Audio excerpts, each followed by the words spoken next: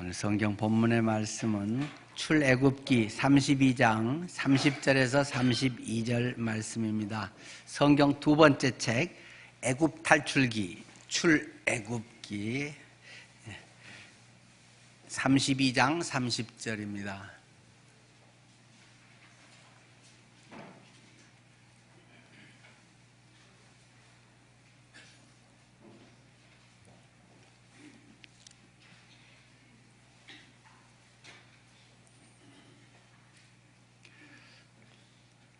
이튿날 모세가 백성에게 이르되 너희가 큰 죄를 범하였도다. 내가 이제 여호와께로 올라가노니 혹 너희를 위하여 속죄가 될까 하노라 하고 모세가 여호와께로 다시 나아가 여짜오되 슬프도소이다. 이 백성이 자기를 위하여 금신을 만들어 싸우니 큰 죄를 범하였나이다. 그러나 이제 그들의 죄를 사하시옵소서. 그렇지 아니하시오면 원하건대 주께서 기록하신 책에서 내 이름을 지워버려 주옵소서. 아멘. 오늘 주보에도 보면 제10 퍼레이드로 지난주에 이어서 오늘은 3개나 실어놨습니다.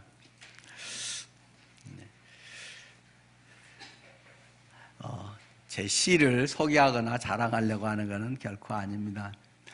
제 시를 제가 제일 잘 알기 때문에 그래도 제일 잘 설명할 수 있을 것 같고, 저는 성경의 내용을 말씀하고 싶어서 이러한 것을 인용할 것일 뿐입니다. 어떤 아들이 있었습니다. 참 부모의 기대가 많았는데 그러나 점점 자라가면서 자기 주장이 강해지고 자기 하고 싶은 대로 하려는 그러한 아들로 변해갔습니다. 사춘기를 지나면서 점점 더 그런 것은 심해졌고 청년의 힘을 얻고 자라면서 이제는 부모의 말도 먹히질 않고 자기의 가치관, 자기 생각, 자기 세상에서의 성공을 위해서 내달리는 그런 아들이 되고 말았습니다. 결국 그러면서 죄를 가까이 하게 되고 죄의 자녀로 다른 사람과 이런 죄 짓는 일들에 공모하는 것에 부끄러워하지 아니하고 기꺼이 그런 것을 하면서 음란하게 방탕한 또 자기의 주인이 돼서 제멋대로 살아가는 그런 자녀가 되고 말았습니다. 그 어머니는 그 자녀를 보면서 간절히 기도를 합니다. 이 아이가 모태신앙인데 어려서부터 예수님을 알고 어려서부터 신앙생활을 했는데 그의 삶은 전혀 그리스도인 같지 않은 것입니다. 물론 교회도 가기도 하고 신앙생활을 하면서 헌금도 하기도 하고 그의 삶이 교회 안에 있는 것 같은데 실상 그 마음과 그가 생활에서 하고 있는 것은 영 제멋대로의 삶, 중독된 삶을 살아갑니다. 술 중독이 되기도 하고 때로는 돈의 중독이 되기도 하고 세상의 즐거움에 마약에 중독이 되기도 하고 그러한 아들의 모습을 보면서 정말 부모의 마음에서는 피눈물이 납니다. 이 자식이 제발 사람이 좀 됐으면, 제발 이제 정신 좀 차렸으면, 그런다고 한두 번 얘기해서 그렇게 돌아올 수 있다면 뭐가 문제겠습니까? 한번 나간 자식들이 돌아오는 게 상당히 어렵다는 것을 주변에서도 보지 않습니까? 그래서 어떻게든 이 자식을 살리기 위해서 부모는 돈 쓸 수 있는 대로 쓰고 온갖 자존심, 체면 다 내려놓고 어쨌든 이 자식 감옥에 간 것을 빼내기 위해서 고생을 하고 비굴한 모습으로 가서 사정을 하기도 하고 그렇게 해서 자식을 품는데 그래도 계속 이 모습은 반복되고 언제 정말 사람이 될까 도대체 기대할 수 없는 그런 상황에 있더라는 것입니다. 자, 오늘 성경의 본문을 중심으로 제가 쓴 시를 읽어보겠습니다. 찬바람에 빗마저 몸을 웅크리는 폐광의 갱도로 아들이 내려만 갈 때 애미는 목쉰 매달림으로 끌어안고 그림자진 아스라한 삶의 산등성을 몸뼈바지로 오르내린다. 오르고 내리느라 찢기고 헝클어져도 어떻더라도 내 이름은 뭉개져도 손가락질에도 실눈에도 눌리지 않는다. 피부치를 살려달라는 다른 무릎으로 애미는 마마 앓는 아들을 안고 헐떡이는 가슴으로 밤을 먹는다. 씹어도 씹어도 넘어가지 않는 밤을, 달빛 한 자락 없는 광산촌 달동네의 밤을. 벌써 제가 시를 읽을 때 지금 모세 이야기를 하는구나, 오늘 성경 본문 이야기를 하는구나 하고 아마 감을 잡으셨을 줄 압니다.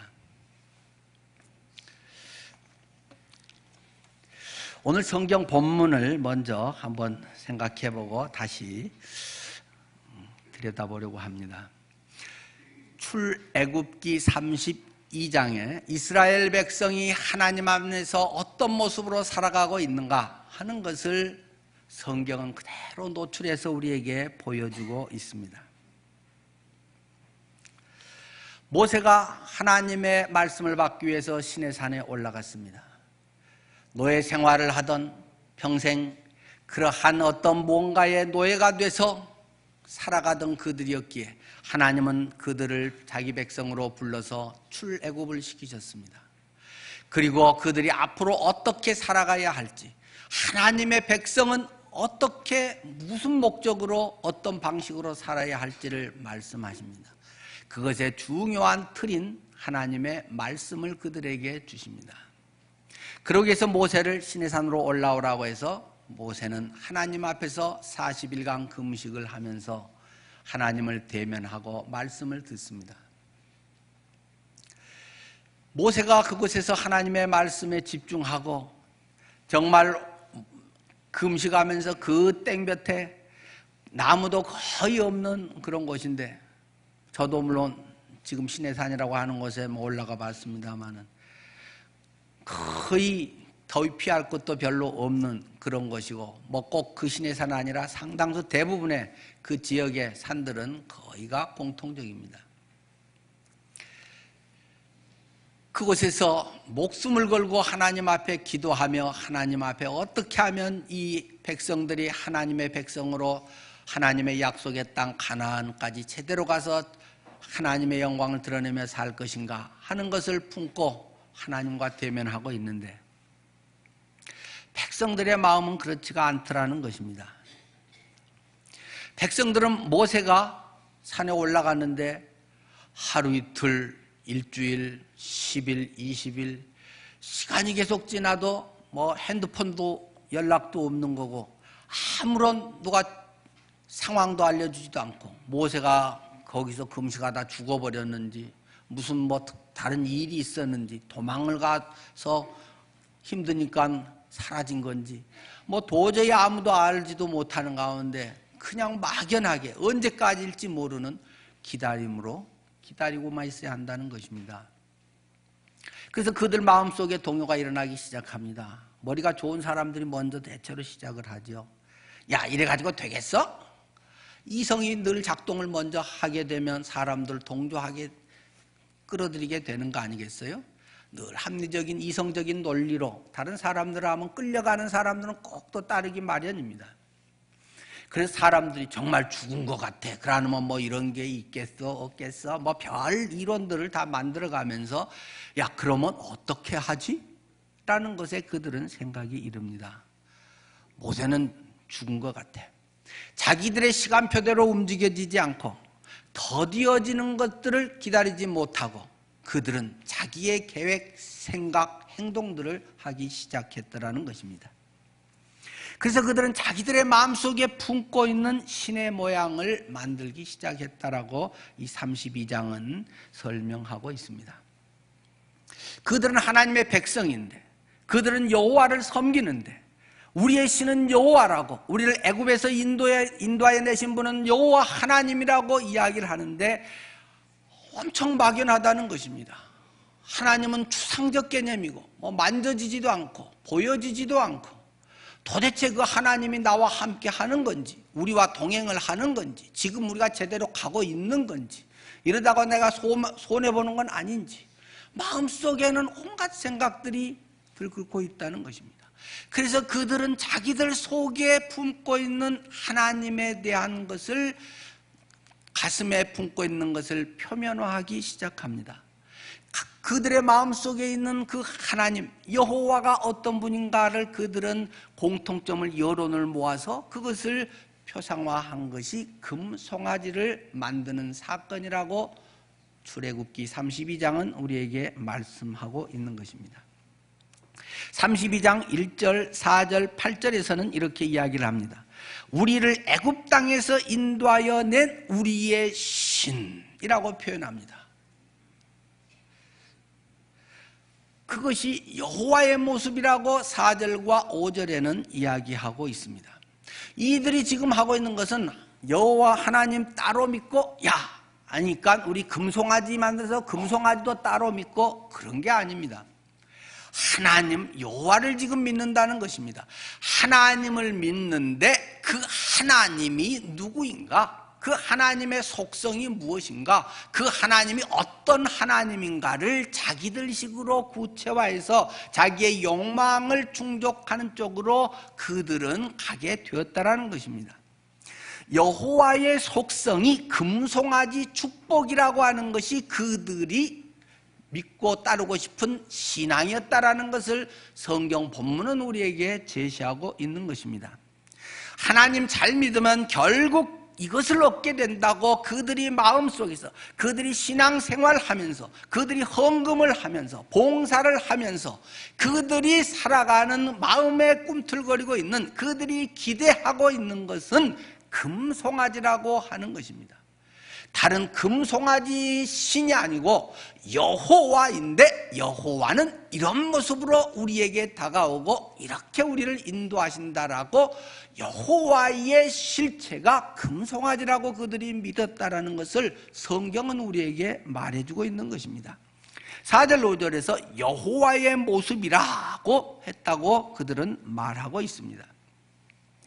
그들이 그래서 이 금송아지 신상을 만들어 놓고 봉헌식을 하면서 여호와의 절일이라고, 여호와에게 드리는 제삿날, 예배라고 한다는 것입니다. 그냥 신께가 아니라 여호와께라고, 그들의 구체적인 유일신 사상이에요. 나는 예수만 믿노라고, 예수가 우리의 주인이고 나는 예수님 외에는 안 믿는다고 말하는 그 본심에 금송아지가 자리 잡고 있다라는 것을 지금 말하는 것입니다. 그래서 그 금송아지를 만들어 놓고 먹고 마시고 축제를 벌이고 있다라는 것입니다. 자신들의 흥에 도취돼서 또는 자기들을 위해서 이 모든 일을 벌이고 있다고 8절은 이야기하고 있습니다. 제가 시간 관계상 본문을 안 읽기 때문에 몇 절 하면 성경에서 지금 확인을 해 주시기 바랍니다. 자기 목표 성취가 인생의 목적이라고 그들은 여호와를 믿는 본심에 그것을 늘 갖고 있다라는 것입니다. 하나님의 백성이라고 하면서 가치관, 그들의 목표는 세속적인 것을 추구하며 살아가는 모습을 그대로 노출하고 있는 것이 이 금송아지를 만든다는 것입니다. 그들이 하나님을 믿으면서 하나님의 음성이 직접 들리지 않습니다. 모세만 들었다고 하고 말하는데 모세가 지금 뭘 왜곡을 해서 하는지도 알 수도 없고, 모세가 평생 혼자 해먹으려고 우리들에게 안 한가 하고, 이게 족장들 뭐 고라를 비롯해서 이런 사람들이 나중에 막 반기를 들잖아요. 잘 모르는 사람은 반기도 안 들지만 웬만큼 배우고 알고 비슷하게 머리 돌아간 사람들이 이제 늘 그것을 하는 거 아니겠어요? 그런데 그들이 그렇게 말하면서 하나님의 음성을 나도 듣고 싶은데 해서 점집에 갔다 이 말입니다. 점집에 가서 점을 쳐서 딱 나오는 걸 보고 나는 이게 무당에게서 뭘 했다가 아니라 하나님의 음성이 이렇게 왔구나, 이 점쟁이를 통해서 하나님이 내게 이런 점괘를, 이런 앞으로의 삶을 얘기해 주구나 라고 그걸 하나님의 음성으로 믿는다라는 것입니다. 이거는 굉장한 병이 되는 거죠. 오히려 하나님이 하고 아니면 난 아니야, 우상 숭배 아니면 점, 역학, 역술 이런 것에 의해서 따로 한다면 그건 우상이야, 그건 잘못된 거야, 금방 판별이 되기 때문에 그건 잘못했네, 안 해야지, 그렇게 되는 거지만 하나님은 다양한 방법으로 말씀을 하십니다. 세상의 모든 걸 통해서 보편적 계시를 통해서도 말씀을 하십니다 라고 하면서 점쟁이를 통해서도 하나님 말씀하시지 하면서 미아리를 찾아가서 복채를 내놓고 하면서도 동쪽에서 귀인이 온대, 언제쯤 사업을 하면 잘 된대. 예수 믿으면서도 그런 게 마음에 들고 당신 자녀가 어떻게 해서 뭐가 안 되는 거야, 당신 자녀가 이래서 결혼해 뭐가 어때, 그런 것은 콕콕 남는다는 것입니다. 매주 듣는 목사님 설교는 별로 들리지가 않고 시원찮은데 그렇게 가서 어쩌다 한마디 듣는 것은 계속 담아가지고 그거 하지 말랬는데, 그거 하면 뭐 같던데, 그쪽 집으로 이사 가면 어떤데, 이런 잡소리에는 마음이 콕콕 찔리는 이런 것들이 아주 비슷한 현상들로 나타나 있다는 것입니다. 금송아지에 대해서는 여러 번 말씀을 드렸습니다. 그 성경은 너무나도 명확하게 우리에게 말씀을 해줍니다. 금으로 만들었다. 돈에 온통 그들의 집중이 되어 있다는 것입니다. 어떻게 하면 예수 잘 믿는 것이 돈 잘 버는가? 우리 아들이 사업이 어떻게 하면 사업이 잘 되는가? 어떻게 하면 여기 세상에서 좀 더 앞서갈 수 있는가? 높은 자리를 차지하는가? 꼬리가 되지 않고 어떻게 하면 머리가 되는가? 이런 자기개발적 처세술, 이런 것들이 그 마음속에는 있어서 내가 이만큼 헌금했기 때문에 하나님이 이렇게 더 해주실 거야.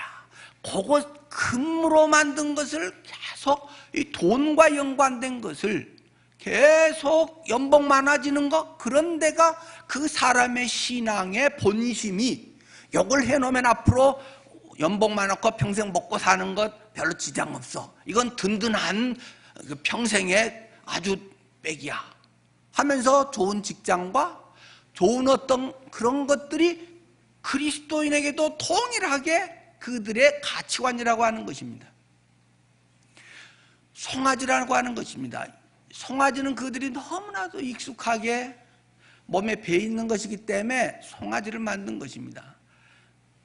애굽에서 그들은 노예 생활을 했습니다. 거기서 늘 본 것이, 애굽의 농경문화 사회에서는 큰 힘을 발휘하는 것이 소입니다. 농경문화에서는 자식 많이 낳아서 일손이 많은 것이 큰 힘입니다. 사람보다 힘이 훨씬 센 소, 그것을 이용해서 밭을 갈고 일하는 것이 엄청난 그들의 능력입니다. 그래서 그들은 이 소를 숭배했고 그 신의 이름을 아피스라고 했습니다. 어디든지 아피스라고 하는 건 이집트의 대표적인 신이라는 게 바로 튀어나옵니다. 그래서 그들은 힘의 상징, 아피스, 권력의 상징, 어디 가서도 힘 좀 쓰는, 높은 자리 차지하고자 하는 이러한 것이 송아지라고 하는 것입니다. 그래도 애굽은 대체로 송아지 섬겼는데 금까지 이렇게 하지는 별로 안 하는데, 이들은 금으로 송아지를 만들어서 어떻게 하면 돈 많이 벌고 어떻게 하면 높아지느냐가 예수 믿는 목적이요, 자식 키우는 것에 계속 내가 이런 사람이 되어라 하고 뒷바라지하는 핵심이 되고 말았다라고 하는 것이 이 본문에서 오늘 우리의 해석으로 보여주고 있다는 내용입니다. 이 광경을 본 하나님께서는 진노하셔서 싹쓸이 해버리겠다, 성경 표현 그대로 하면 진멸하려고 하셨다라고 10절에 기록하고 있습니다. 이것은 하나님을 의지하는 척하고 여호와의 신입니다, 하나님이 복 주셨습니다, 하나님 믿으면 이렇게 됩니다라고 하는 이 우상덩어리, 하나님을 불나게 하는, 견딜 수 없는 하나님의 진노를 일으키고 있는 신앙이라고 하는 것을 지금 말하고 있습니다. 그래서 모세는 하나님께 간청을 합니다. 하나님 맹렬한 노를 그치시고 돌이켜서 제발 화를 내리지 말아 주십시오. 11절에서 13절 말씀이죠. 그리고 나서는 이제 모세는 뭐가 무슨 일이 나는지 아직 모르지만 하나님이 이제 그때 말해주고, 야 빨리 내려가라, 빨리 내려가 봐. 지금 뭔 짓을 하고 있는 건지, 지금 교회에서 예배하고 뭐하고 막 직분 어떠고 하면서 하는 짓거리들이 도대체가 하나님과는 상관없는 지 욕망 충족을 위해서 교회 안에서 지금 이 짓거리들을 하고 있다. 빨리 내려가라 하고 하나님이 모세를 보냈다라는 말입니다. 그래서 이 모세가 십계명 돌판을 2개를 갖고 내려오는데 막 춤추고 소리 지르고 난리라는 것입니다.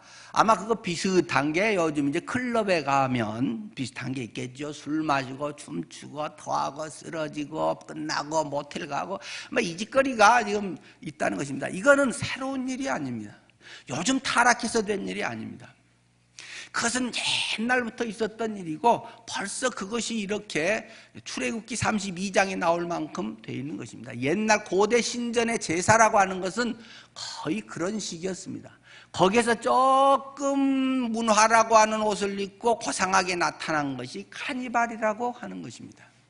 뭐 지금도 리오데자네이로에 뭐 그런 브라질 카니발 같은 거 유명하지 않습니까? 세계 몇몇에 이런 카니발에서 할 수 있는 대로 야한 이러한 차림과 그러한 율동, 그러한 춤사위 이런 걸로 하고 끝나고 막 마시고 저녁에 한번 뒹굴고 이런 것들이 옛날 고대 신전 제사, 그리고 그들의 뒤에서 나오면 그 신전 여사제들과 성관계 갖는 이런 것은 동일하게 조금 고상한 모습으로 조금 뭐 백뮤직 깔고 어쩌고 해가지고 강남의 클럽에서 하는 것이 그것의 아류로 그대로 이어지고 있는 현상들입니다. 모세도 직접 그걸 보니까 눈이 뒤집힙니다. 그래서 분노해서 돌판을 던져서 팍 깨버렸다고 말씀하는 것입니다. 10절이죠. 19절이죠. 야, 모세 성깔 되게 더럽다 라고 말할 수 있겠죠. 모세는 그런 면들이 급한 면들이 상당히 많은 것을 성경은 이야기해 줍니다. 그리고 나서 모세는 금송아지를 20절이죠. 불살라 부수어 가루를 만들어 물을 뿌려서 뭐 했다는 겁니까? 금으로 송아지를 만들어 놓은 것을 불질러 버렸다는 거, 완전 막 녹여버리고 그냥 형체도 없애버렸다는 것입니다. 그리고 그것을 막 갈아가지고 금 가루를 만들어 가지고 거기다가 물을 부어 가지고는 금 송아지를 숭배하고 막 그게 좋다고 그게 여호와라고 그게 하나님 믿는 거라고 이야기하는 사람들에게 한 대접씩 퍼마시게 했다. 지금 그 말을 하고 있는 것입니다. 아, 나 돈이 그렇게 좋냐? 권력이 그렇게 좋아? 그렇게 자식 키운 걸 성공시켰다고 하나님이 기도 응답했다고 하는 거야? 하면서 지금 아, 나 배 터지게 먹어라 하면서 한 대접씩 그냥 이 벌려가고 막 꾸역꾸역 쳐 넣어버렸다. 지금 그 말을 성경에서 이렇게 표현을 하고 있는 것입니다. 모세가 앞에서 돌판을 깨버렸다라고 말씀을 드렸습니다. 성깔이 나빠서 보다 진심은 다른 데 있습니다. 모세가 만약에 돌판을 깨지 않으면 이스라엘 백성은 전부 죽게 돼 있습니다. 말 그대로 전부 진멸하게 돼 있다라는 것입니다. 왜 그렇습니까?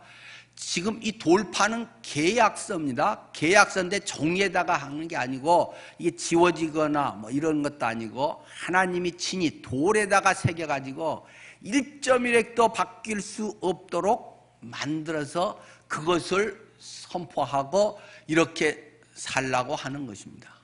그것의 1조 2조가 무엇입니까? 1계명, 2계명. 벌써 딱 첫 열어서 펼치면서 하는 말이 나 위에 다른 신을 섬기지 말아라. 뭐 다른 거 모양도 만들지도 말아라. 1계명, 2계명의 그런 내용입니다. 그런데 벌써 금 송아지를 만들어서 하고 있는데 그 현장에서 그걸 선포하면 어떻게 되겠습니까? 받아오자마자 선포식을 하는 순간에 그들은 죄인으로 정죄입니다. 1계명 너 죽었어. 2계명 진짜 죽었어. 이러면서 뭐 3계명 4계명 넘어갈 것도 없이 그들은 이 율법이 선포되자마자 율법의 정죄 가운데서 완전히 그 백성들은 모두가 전멸해야 되는 상황이기 때문에 모세는 그걸 깨버릴 수밖에 없다는 것입니다. 이 민족이 다 죽게 됐기 때문에 차라리 하나님이 이 건방진 놈 내가 온 걸 깨 벼락 맞아 죽어라. 하나님 제가 죽겠습니다. 제가 이 민족 대신 벼락 맞아 죽으랍니다. 하나님 앞에 내가 죽을지라도 이 백성들 좀 살려주세요. 그래서 그는 그것을 깨야만 했던 것입니다. 그런데 여러분, 모세가 다 해줘서 해결됐네, 다행이다, 그렇게 생각하면 안 됩니다.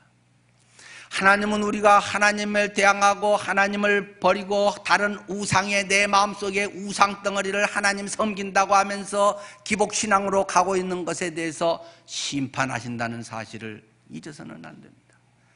구약 시대니까 그렇고 신약의 은혜 시대는 안 그렇고 이렇게 남용해서는 안 됩니다. 하나님은 오늘날도 그런 부분에 상당 부분 은혜로 용서해 주시지만 거기에 대해서 많은 대가를 이 세상에 사는 동안 지불하도록 하나님은 요청하고 계십니다. 이 이스라엘 백성들이 그것이 파괴되고 그렇게 해서 그냥 한 대접씩 퍼먹이고 이렇게 했으니까 이제 뜨거운 맛 봤네, 안 그래야 이 정도로 끝나지가 않습니다. 그리고는 심판을 선언합니다.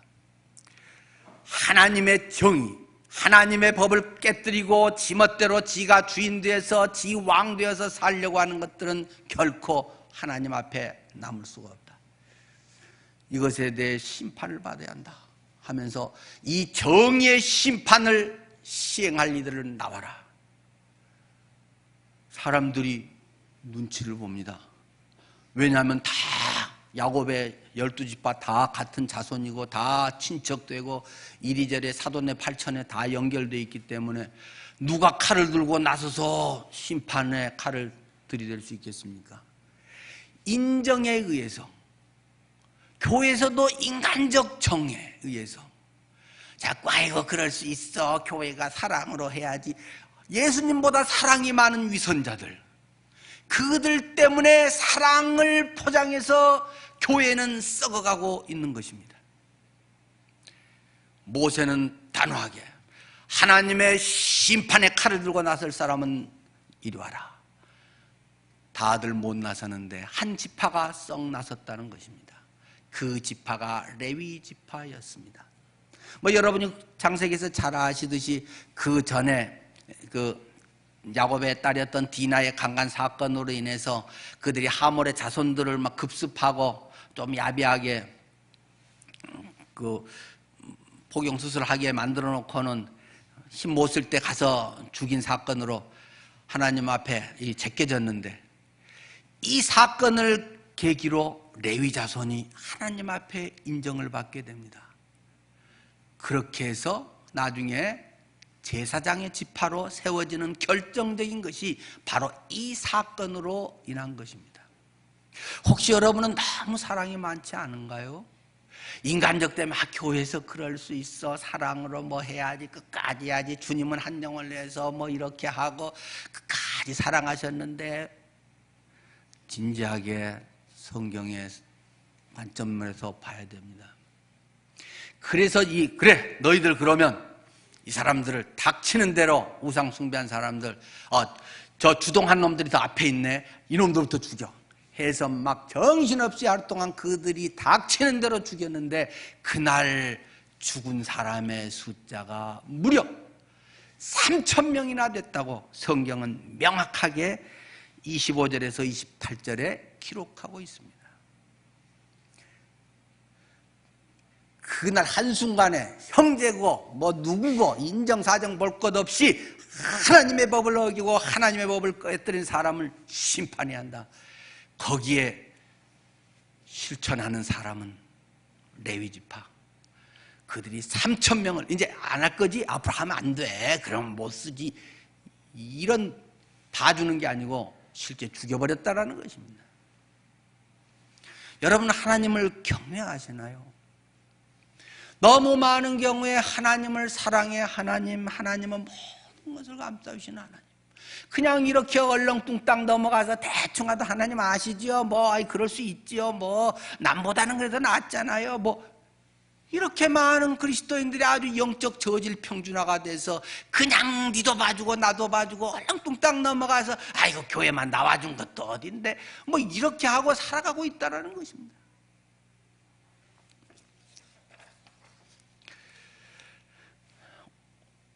오늘 저는 설교 제목을 제 이름을 지울지라도 그렇게 붙였습니다. 아까 본문에 있는 내용이죠. 다시 한번 제가 출애굽기 32장 31절 2절을 읽겠습니다. 모세가 여호와께 다시 나아가, 이제 바로 3,000명을 죽이고 난 다음에 이야기입니다. 여호와께 다시 나아가서 여짜오되 슬프도소이다. 이 백성이 자기들을 위하여 금신을 만들어 싸우니 큰 죄를 범하였나이다. 그러나 이제 그들의 죄를 사하시옵소서. 그렇지 아니하시오면 원하건대 주께서 기록하신 책에서 내 이름을 지워버려 주옵소서 라고 모세가 기도했다라는 내용입니다. 다시 한번 아까 제가 어머니라는 시를 읽었는데요. 나는 모세의 심정이 오늘 우리의 어머니의 모습으로 본다면 이런 모습이 아닐까. 찬바람에 빗맞아 몸을 웅크리는 찬바람 부는 냉랭한 이런 현실 속에 폐광의 갱도로 아들이 내려만 갈 때 끝장나고 소망 없는 죄악된 세상에 노다지도 기대할 수 없고 이제는 폐광으로 다 닫혀버리고 그곳에 그런데 빨리 나와야 되는데 계속 그 속으로 굴 속으로만 기어들어가고 있는 타락된 인간의 죄인의 이런 모습들이, 그러나 그것을 바라보는 이 이스라엘의 금송아지를 숭배하고 있는 그들을 타락한 음란한 그들 속에 애미는 모세는 목신 매달림으로 끌어안고 그림자진 아슬한 삶의 산등성을 몸뼈바지로 오르내린다. 어둠이 두려운 수고와 고통의 아슬한 삶의 그런 산등성 인생길에서 몸뼈바지로 오르내린다. 몸뼈바지라는 단어는 아무리 세계에서 큰 사전을 뒤져봐도 없는 단어입니다. 제가 만든 단어이기 때문에 없습니다. 몸빼바지는 많이 있습니다. 어렸을 때 우리 어머니들은 몸빼바지 많이 입고 일하고 살았잖아요. 근데 제가 음을 비슷하게 허들에 고상하게 폼재고 다리미질하고 아니고 그렇게 하면서 말하고 싶은 것은 저는 그런 자식 때문에 나는 헐벗고 먹지도 못하고 나는 뼈가 앙상한 모습으로 몸에 그냥 뼈다귀만 있는 그런 초라하고 고아같이 메마르고 불쌍하고 그러한 어머니, 내 몸을 모든 건 내어주고 몸에 뼈다귀처럼 돼 있는 빼빼 마른 나는 어머니의 모습을 이야기하고 싶어서 이런 단어를 제가 만들었습니다. 그들을 구원하고자 하는 그들과 같은 마음으로 자식이 그래야 되는데 애미가 이렇게 하면서 그들의 희생하고 하는 어머니의 모습. 어떻게든 요거 사람 좀 만들어 보려고 산에 올라가서 빨리 기어나와 이렇게도 하고 오르고 내리느라 찢기고 헝클어져도 어떻더라도 내 이름은 뭉개져도 누구 옛날에는 내 이름이 했는데 누구는 개똥이 엄마 저런 개망난이 엄마 이런 이름으로 내 이름은 뭉개지고 나는 뭐라고 불리고 해도 사람들이 저놈 자식이 저렇게 하는 손가락질에도 어떤 흘기는 눈치에 그런 실눈에도 자존심 상해서 도망가버리고 포기하지 않고 끝까지 악바리처럼 끝까지 내 새끼 살리겠다고 내 자식 사람 노릇 제대로 좀 할 수 있게 하겠다고 에덴 창조의 본 모습을 회복할 수만 있으면 난 어떻게 돼도 괜찮다고 그 애미의 심정으로 모세는 하나님께 기도하더라는 것입니다. 피부치를 살려달라는 다른 무릎으로 얼마나 기도하는지 낙타무릎같이 무릎이 다 굳은 덮개살이 붙고 허옇게 또 달아지기도 하는 간절한 기도. 마치 천연도 앓은 마마 앓은 그런 자식처럼 우리 어렸을 때는 곰보가 꽤 많았잖아요.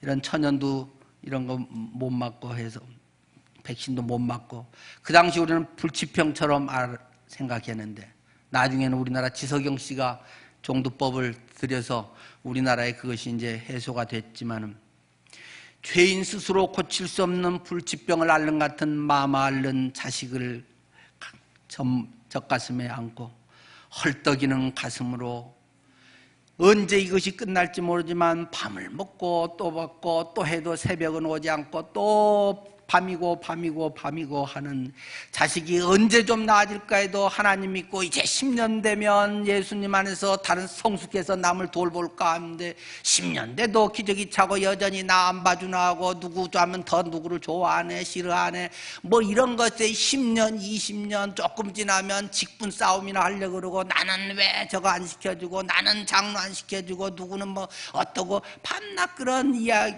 그런 것이나 하는 그러한 모습에 도대체가 주님의 마음과 주님을 위한 희생의 정신은 찾아볼 수 없는 그러한 사람들이 되어가고 있는 이런 씹어도 넘어가지 않는 밤 구원의 여망이 보이지 않는 달빛 한 자락 없는 광산천 냇물도 시커멓고 산천도 탕가루로 시커멓고 생수가 없이 시커먼 개울물만 흐르는 원재의 그 오염된 물만이 사람들 사이를 흘러가고 있는 그러한 죄악된 세상 그 헐벗은 달동네의 밤 저는 이 출애굽기 오늘 본문을 읽으면서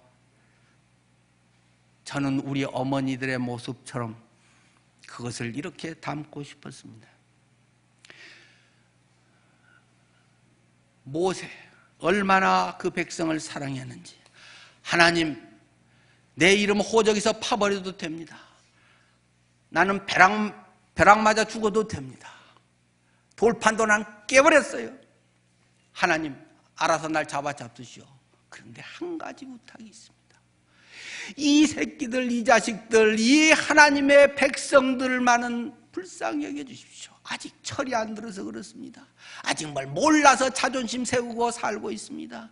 아직도 지가 주인인 줄 알고 지 능력으로 하겠다고 하고 뭔가 좀 잘 나가고 뭔가를 잘 벌고 높아지면 기고만장하고 그것이 성공한 인생처럼 하는 이 불쌍한 이 맹인과 같은 인생들 이들을 불쌍히 여겨주십시오. 그것이 모세의 심정이라는 것입니다. 자기의 목숨을 담보로 한 중보기도 서원의 기도를 지금 하고 있는 것입니다. 이것은 구약만이 아닙니다. 신약에도 동일한 기도가 나타나 있습니다. 어디에 있습니까? 누가 그렇게 했습니까? 사도 바울입니다. 로마서 9장 1절에서 3절은 그것을 생생하게 우리에게 증언해 주고 있습니다. 사도 바울은 이방인의 사도였습니다. 그는 믿지 않는 사람들 향해서 사명을 전하라고 그쪽 선교하라고 부른 사람입니다. 그리고 선교사로 파송돼서 그 지역에 가서 그런 일을 엄청 잘했습니다. 그런데 그 마음에 응어리져 있는 깊은 고통이 하나 있더라는 것입니다. 무엇보다도 뼈에 사무치게 원하는 것은 자기 동족 유대인의 구원이었다라는 것입니다. 내 사명은 선교사로 나가서 하지만 하나님 우리 식구 구원 못 받고 어떻게 합니까? 우리 친척 우리 가족 구원 못 받고 내가 이렇게 하는 거 사명이어서 그쪽 영혼을 위해서 기꺼이 가지만은 하나님 나를 죽여서라도 내 호적을 파서라도 나는 차라리 지옥에 가더라도 우리 어머니 구원해 주세요. 우리 친척을 구원해 주세요. 우리 식구 구원받는 것이 그 무엇보다도 저 평생의 한입니다. 그것이 바울의 마음이었다라는 것입니다. 성경 본문을 읽습니다. 로마서 9장 1절. 내가 그리스도 안에서 참말을 하고 거짓말을 아니하노라.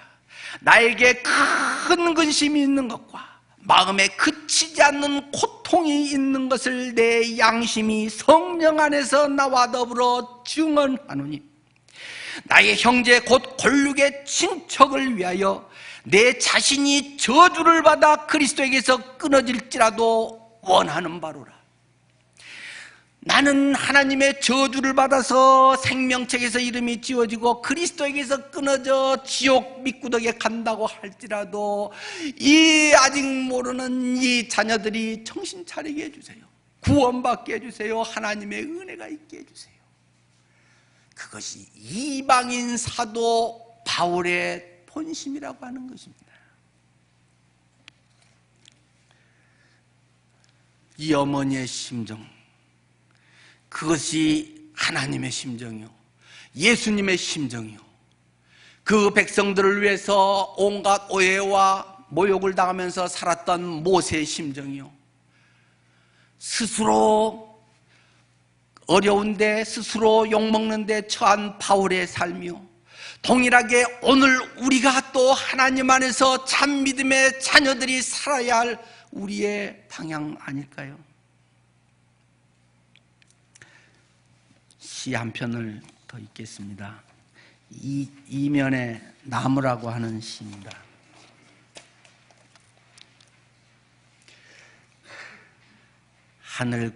하늘까지 손을 활짝 펴 맞아주시는 어머니, 근심과 짐의 광주리를 두세 뼘밖에 안 되는 가는 몸으로 이고 다 받으시는 어머니, 아들을 위한 밑거름으로 옷까지 다 벗어서 덮어주시는 어머니. 저는 나무를 볼 때 어머니가 느껴집니다. 탕자가 돌아올 때 그 아버지는 손을 비들면서 저 멀리서 돌아오고 있는 탕자를 향해서 어서 와라 내 아들아, 내 아들 맞지 하면서 팔을 크게 벌리고 달려갔을 것입니다. 저는 여름에 나무가 또는 무성하게 있는 나무가 있는 것이 가지가 손을 벌리고 있는 것 같습니다. 하나님이 죄인들을, 연약한 이들을, 주님의 사랑이 필요한 이들을 한껏 안아줄처럼 저 큰 키로 이렇게 손을 벌리고 있는 게 아닐까. 근심과 짐의 광주리를 두세 뼘밖에 안 되는 가는 몸으로 이거 다 받으시는 어머니. 가지 많은 나무 바람 잘 날 없다고. 그렇게 가지가 많고 무성할수록 근심과 짐의 광주리, 또 이렇게 보면 그 위의 모습이 꼭 광주리를 크게 이고 있는 것 같이 보이지도 않습니까? 그러나 그 몸통 줄기라고 하는 것은 야려봐야 한 두세 뼘 정도 이렇게 쥐어지는 이런데, 가녀린 어머님의 그 연약한 몸으로 그 자식들 여럿을 키우면서 그 자식들을 향한 온갖 것을 다, 너희는 걱정 마, 엄마가 해결할 테니까 너는 공부만 열심히 해, 네가 왜 등록금 때문에 그렇게 고민하냐, 그건 아빠 엄마가 해결해 줄 거야, 어떻게든 돈 해줄게, 너는 공부만 해서 대학만 들어가.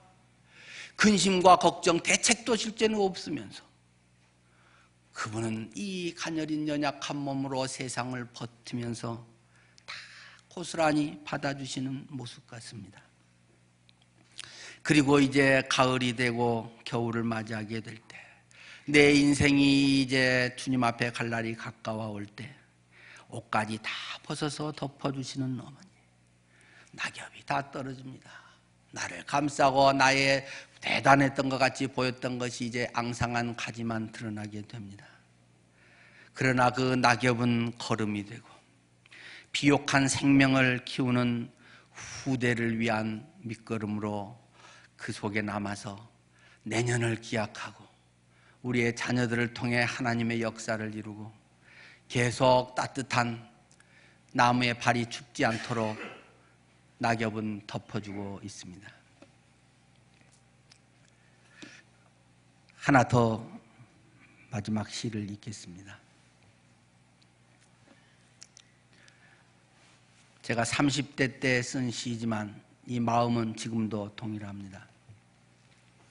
내 가지 끝에도 잎을 다 떨군 채 발갛게 촘촘히 달려있는 늦가을의 감이 참 아름답습니다. 삶의 무성한 잎새를 다 떨구고 그분과 마주할 날에도 내 가지끝마다 그런 열매가 주렁주렁 달렸으면 참 좋겠습니다. 동시 같기도 합니다. 내 인생에 뻗어나간 자리들, 내 인생에 발자취가 있는 이런저런 일들을 하고 여러 사람들을 만나고 내 인생의 삶이 많은 가지들로 뻗어나가고 있습니다. 그런데 잎이 다 떨어진 요즘 감나무들 보면 참 꽃보다 아름답잖아요. 빨갛게 촘촘히 노란 빨간 감이 달려있는 그 가을의 정취는 참 얼마나 아름다운지요.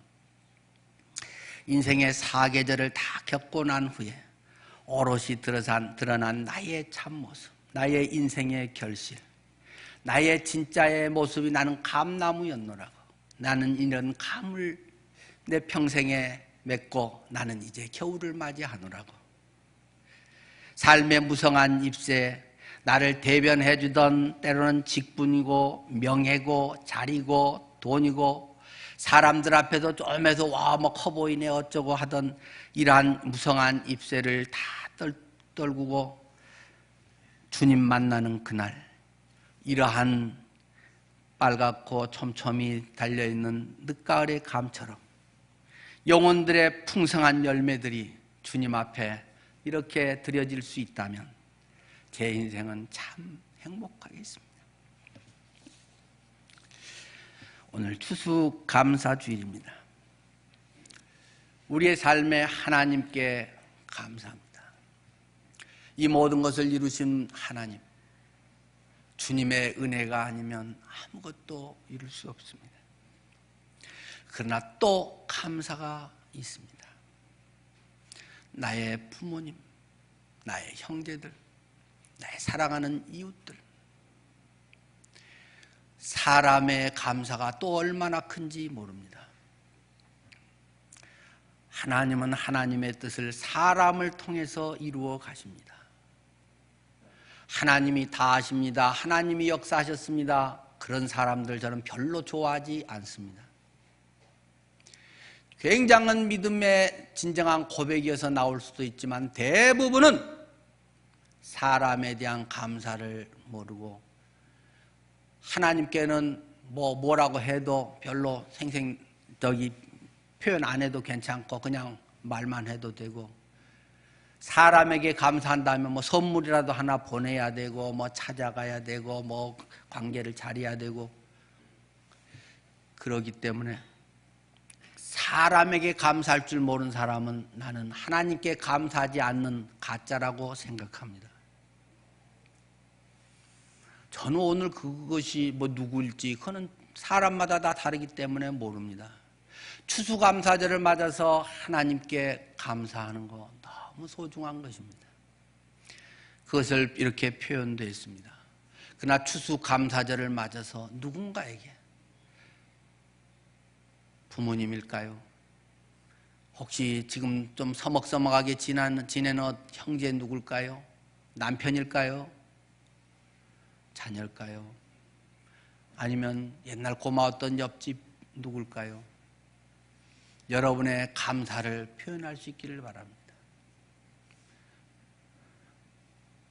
무언가의 하나님 앞에 구체적인 이런 열매가 없는 립 서비스의 감사, 그런 것은 자기를 속이는 경우가 참 많더라고요. 사람에게 고마울 줄 아는 사람이 진짜 신앙인입니다. 표현으로 나타나는 신앙이 진짜입니다. 여러분은 그것을 바라보십시오. 그것을 믿으십시오. 하나님이 하셨습니다. 하나님의 다 은혜입니다. 그런 사람은 뒷조사를 해봐야 됩니다. 저의 30년 목회의 경험입니다. 저는 옛날엔 그런 사람이 신앙 좋은 줄 알았습니다. 근데 대체로 80%는 가짜입니다. 여러분의 특별히 가까운 누군가의 그런 고마움이 있는 분들에게 전화라도 한번 하십시오. 추수감사절 맞아서 카톡이라도 하나 날리십시오. 감 한 상자라도 혹시 보낼 수 있으면 훨씬 좋겠죠. 여러분들의 영혼의 감사 추수, 삶에 대한 감사의 표현, 이런 것들이 되기를 원합니다. 네, 목회자에게는 하지 마십시오. 전에 스승은날에도 있었고 할 기회가 많았으니까 추수감사절에는 뭐 특별히 이렇게 하면 뭐가 없고 또 하나 괜히 쓸데없는 유치한 생각들을 할 수도 모르는데, 여러분 가까이에서 평소에 안 했던 그런 분들에게 뭔가 할 수 있으면 참 좋겠습니다. 또 이런 것도 필요하겠죠. 자, 영상이 준비됐나요? 뭐 짧은 영상 잠깐 하나 보고 바로 영상 마치는 대로 제가 기도하겠습니다. 네. 한번 이런 것도 생각해 볼 만한 영상이네요. 잠깐 한번 보겠습니다.